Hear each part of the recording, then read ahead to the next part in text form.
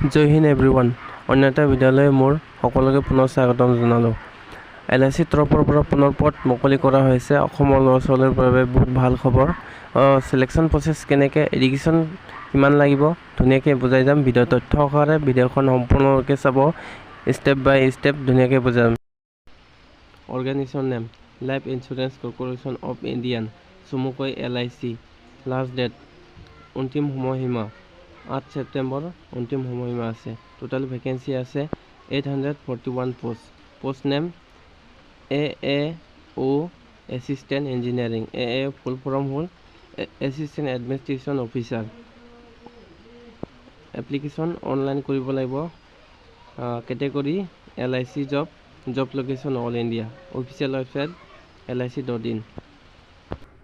Starting date 16 আগষ্টৰ পৰা আৰম্ভ হৈছে। অন্তিম সময়সীমা ক্লছিং ডেট অন্তিম সময়সীমা 8 ছেপ্টেম্বৰলৈকে অন্তিম সময়সীমা আছে।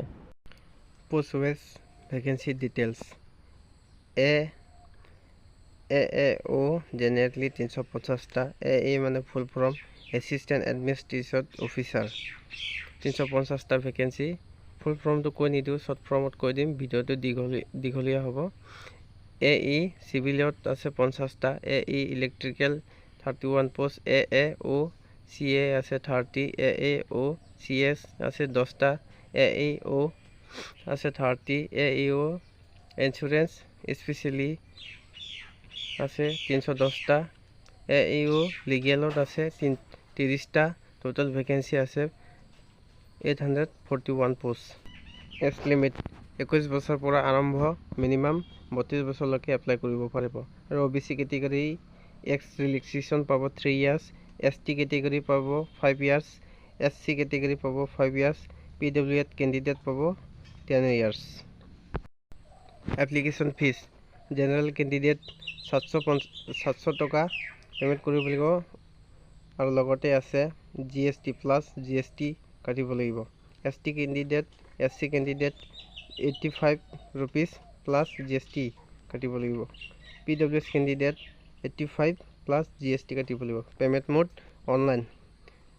Credit card, debit card, net banking, UPI পৰা কাটিলেও হ'ব। এডুকেশ্যন কোৱালিফিকেশ্যন লাগিব BTech আৰু BA।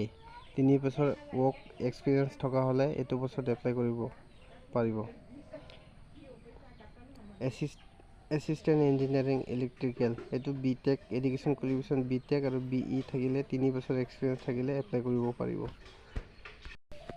Selection process number 1 ফিলিমছ exam দিব লাগিব। ফিলিমছ এক্সাম ন' নেগেটিভ মাৰ্কিং। ৰিজনিং এবিলিটিৰ পৰা আহিব 35 কুৱেশ্যন। কুৱেণ্টিটিভ আৰু এক্টিটিভ পৰা আহিব 35 কুৱেশ্যন। ইংলিছ লেংগুৱেজৰ পৰা আহিব 35 question. Session 2 phase 2 mains examination no' negative marking objective question 300 মাৰ্কৰ হ'ব।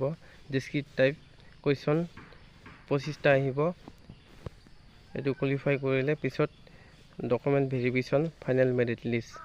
আৰু চিলেকশ্যন হ'লে পাৰ মান্থ চেলাৰী আহিব 1,26,000 টকা।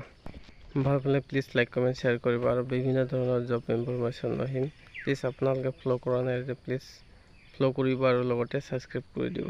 থেংকছ ফৰ ৱাচিং। জয় হিন্দ, জয় ভাৰত।